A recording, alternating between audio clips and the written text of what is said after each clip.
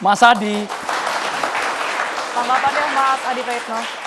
Saya harus komentar apa, Mas? Yang pertama komentar soal pasangan Ganjar dan juga Prabowo. Mas Adi kemarin mengatakan dan ini sempat jadi viral juga bahwa ya yang tua, yang senior itu juga harus berpikir jernih, rasional, bisa mengalah dengan orang yang mungkin secara elektabilitasnya lebih tinggi dari yang bersangkutan.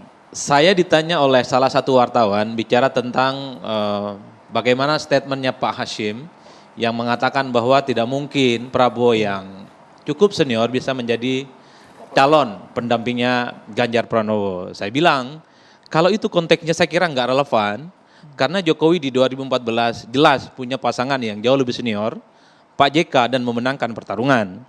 Kemudian di 2019, Jokowi juga berpasangan dengan Profesor Dr. Kiai Maruf Amin, jauh lebih senior dan memenangkan pertarungan. Yang saya sebutkan adalah kalau bicara tentang bahwa Prabowo Subianto jauh lebih senior dalam konteks politik elektoral di Pilpres, ya. Karena sudah 3 kali ikut pemilu, 2009, 2014, dan 2019. Dalam konteks itu tidak ada bantahan apapun. Kesimpulan saya yang saya katakan ke teman-teman media adalah soal bagaimana kawin politik antara Prabowo dengan Ganjar, ini kan baru asumsi dan wacana. Jadi kita semua harus membaca konteks, ini tidak terlepas dari di mana Jokowi memberikan satu kemesraan yang dianggap luar biasa, dianggap memberikan endorsement politik kepada Ganjar ataupun Prabowo Subianto. Orang ramai, bagi Bung Eko dan kawan-kawan cocok ini barang kalau Ganjar dengan Prabowo. Cuman Bung Noel nggak terima, enggak begitu ceritanya. Cocoklah ini barang kalau Prabowo dengan Ganjar. Ini saling klaim aja. Karena publik melihatnya sampai saat ini bahwa Jokowi itu terkesan ya sangat menganakmaskan kalau tidak Prabowo Subianto ya Ganjar Pranowo. Karena kita tahu persis bahwa Jokowi ini adalah salah satu orang politisi bahkan presiden yang cukup mempercayai survei ya Bang, sebagai satu instrumen untuk melihat apakah seorang kandidat itu punya adaptasi, punya elektabilitas yang tinggi atau tidak. Kan orang juga bertanya, kenapa yang lain endorsementnya nggak ada? Puan tidak pernah disebut, Sandiaga Uno kadang jarang, ya Erick Thohir kadang-kadang, Erlangga juga kadang-kadang.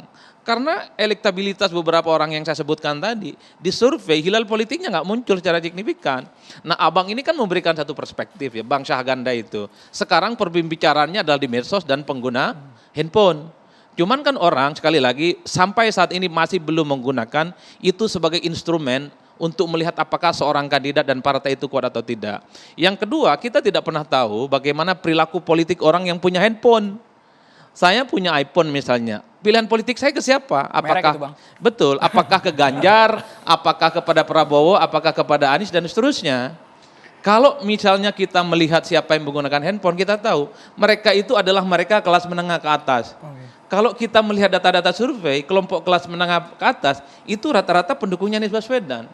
Yang kedua, orang yang melek politik menggunakan handphone adalah mereka yang berpendidikan tinggi. Minimal dia adalah lulusan S1.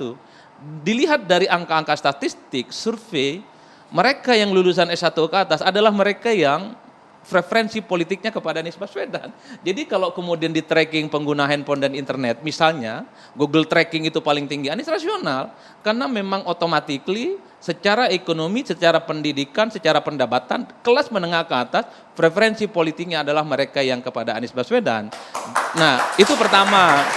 Yang kedua, pemilih-pemilih Prabowo, pemilih-pemilih Ganjar adalah mereka yang ke bawah, menengah ke bawah secara ekonomi dan secara pendidikan. Dan jumlahnya kalau kita mengacu pada data BBS ini yang mayoritas Pak.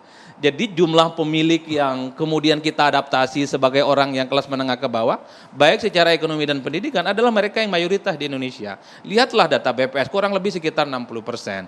Jadi kalau kita ringkus secara sederhana, pemilih kita yang kita klasifikasi berdasarkan bahwa tingkat pendidikan dan tingkat pendapatan itu sekitar cuma 32% preferensi politiknya. Mas Andrew, the end of the day-nya, kalau bicara tentang siapa yang kemudian sangat layak berdampingan, ini apakah capresnya Prabowo, apakah kemudian Ganjar Pranowo, saya kira itu urusan elit sebenarnya. Kalau kemudian Jokowi bertemu, ada Mega bertemu, dan Prabowo Subianto bertemu, bicara hati dari ke hati, saya kira pertengkaran Eko dan ini selesai. Jadi ini melampaui batas-batas soal elektabilitas, ini bicara tentang batas-batas melampaui bagaimana tentang survei-survei yang disebutkan oleh publik. Tapi memang rasa-rasanya kalau menyandingkan dua-duanya saat ini agak rumit Pak. Pertama, Ini kan pemilu lanjut atau tidak kan masih gambling. Bang Syahganda itu sebenarnya ingin menyatakan, kayaknya membayangkan pemilu 2024 itu masih rumit, rada-rada gelap gulita. Sepertinya Bang Syahganda juga menghibur diri itu, bahwa tanggal 14 Februari itu akan ada pemilu, Pak. Itu yang pertama. Yang kedua yang paling penting ya, saya membaca kalau dari angka statistik ya, Prabowo itu replika politiknya, style politiknya hanya sebatas capres. Jadi kalau misalnya disurvei, dipasangkan sebagai cawapres, nggak nendang Prabowo Subianto. Orang nggak mau pilih Prabowo sebagai cawapres. Jadi wajar kalau kemudian Gerindra dan Bung Noel ini maunya Prabowo itu cawapres. Ganjar Pranowo replikanya 2, capres oke, cawapres pun juga oke. Jadi ini sebenarnya pertengkaran dalam satu kolam koalisi, namanya koalisinya Jokowi, all president's men. Mereka adalah replika politiknya Jokowi. Saya kira tidak persoalan. Kan tinggal bicara dari ke hati. Yang rumit itu kalau Prabowo kemudian bicara tentang calon wakilnya adalah Anies Baswedan. Disitulah gempa bumi politik itu dimulai, Pak. Kenapa? Karena apapun judulnya sampai saat ini ada jarak psikologis yang memang belum bisa diterabas. Bahwa Anies itu selalu diproyeksikan sebagai orang yang akan berhadapan-hadapan dengan Jokowi. Orang melihat Anies itu sejak 2017, bukan karena hari ini dan bukan karena dideklarasikan oleh Nasdem dan didukung oleh poros perubahan. Anies jelas sejak 2017, dia selalu menunjukkan sikap politik yang totally different, secara diametral dengan Jokowi. Preferensi politik itulah yang kemudian saya lihat dari jauh, bahwa sampai kiamat sekalipun, kubu Jokowi, termasuk Jokowi, semua yang ada di KIB, Gerindra dan PKB, termasuk PDIP, haram hukumnya, kelihatannya begitu Bang, berkoalisi dengan Anies Baswedan. Ini rumit betul Bang. Oke. Nah, sebenarnya Nasdem itu satu hal, terlepas ada kepentingan politik misalnya bahwa Nasdem ingin menaikkan insentif politik elektoral mereka di 2024. Satu hal, Nasdem ini sebenarnya cukup bagus. Bagaimana mencoba untuk melakukan rekonsiliasi politik sebenarnya. Anies yang selama ini dihadap-hadapkan dengan Jokowi, coba untuk ditarik ke tengah. Bahwa Anies itu tidak seperti yang dibayangkan orang. Ingat loh, Anies itu adalah orang yang pernah jadi jubirnya Jokowi. Orang yang pernah menjadi menterinya Jokowi. Apa salahnya kalau di 2024 ya ada jalan tengah yang mempertemukan mereka, siapapun yang diusung oleh Jokowi. Ini menarik barang disimulasikan dalam capres ataupun masih cawapres. Masuk nggak tuh Bang? Itu barang masih masuk. Nah cuman kan problemnya proposal Nasdem dulu yang kita tahu ingin menduetkan antara Ganjar Pranowo dengan Anies kan ditolak secara mentah-mentah. PDIP marah dengan alasan apapun. Semua kubu pemerintah juga marah. Dan Ganjar secara eksplisit mengatakan saya tetap merah dan tidak mau. Saya tetap PDIP dan seterusnya. Tapi ketika Ganjar diusung oleh PAN ataupun P3 di berbagai tempat untuk maju, nggak menolak Bang. Karena disanding-sandingkan dengan Erik, disanding-sandingkan dengan Prabowo, disanding-sandingkan misalnya dengan Sandiaga Uno, nggak ada soal.